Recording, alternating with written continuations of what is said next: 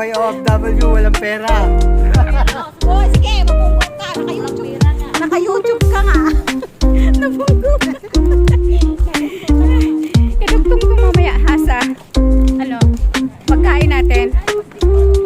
Ngayon na ako naniniwala, OFW pa talaga sa utak. Dati, hindi ka. Dati wala akong utang-utang. Meron ako ng utang sa Pilipinas. Para sa akin. Ako nagbabayad.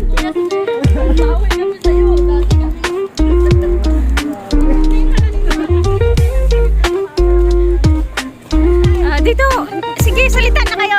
Dali. Salita kayo. Oh, sabi ko, iharap sa isa. Wala. Layo.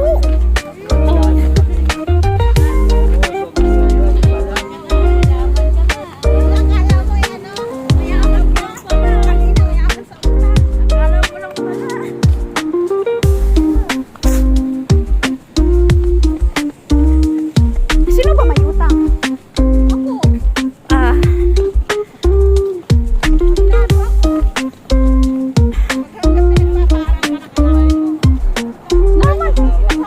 Normal lang man yung utang.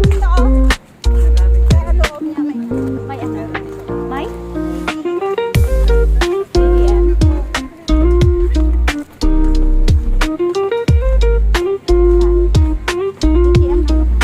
Simba? Philippines? International?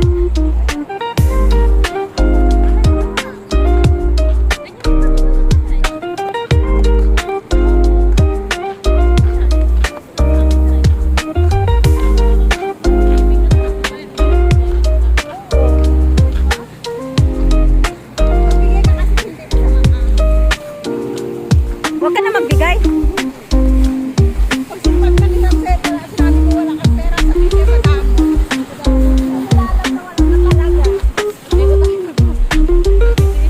Hindi nila alam na kinakain ng noodles, lugaw, itlog. Kayo masarap, picture. Ano yan? Pasko, kakain kami mga sinangag. Ay, kaya, kami dalawa, sinangag talaga.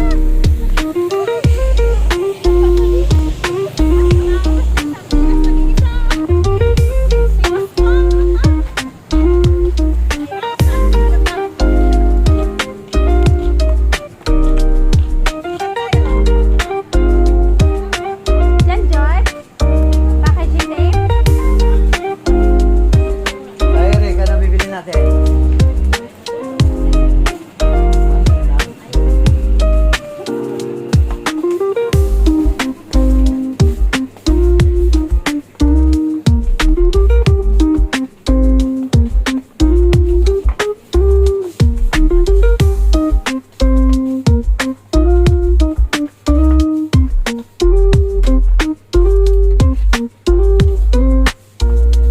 Lagay ko sa aking tea.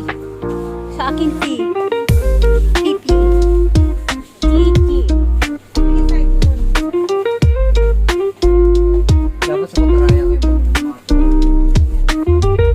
5, 6.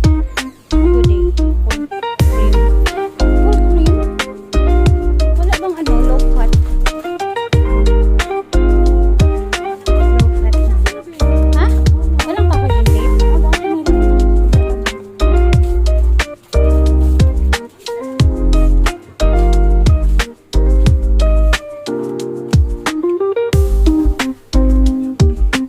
Be, wala na yung sardinas na binibili natin. Yung sardinas na binibili natin. Saan? Wala.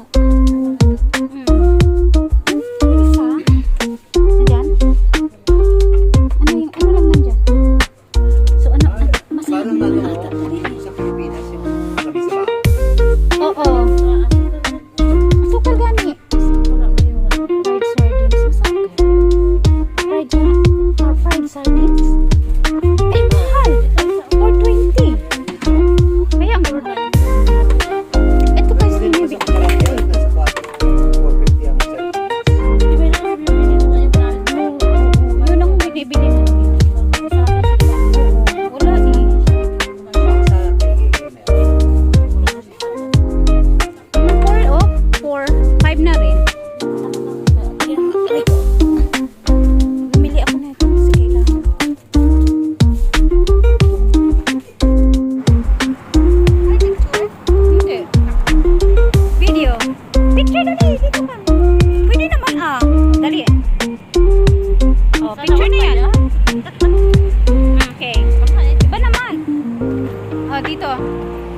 Hindi.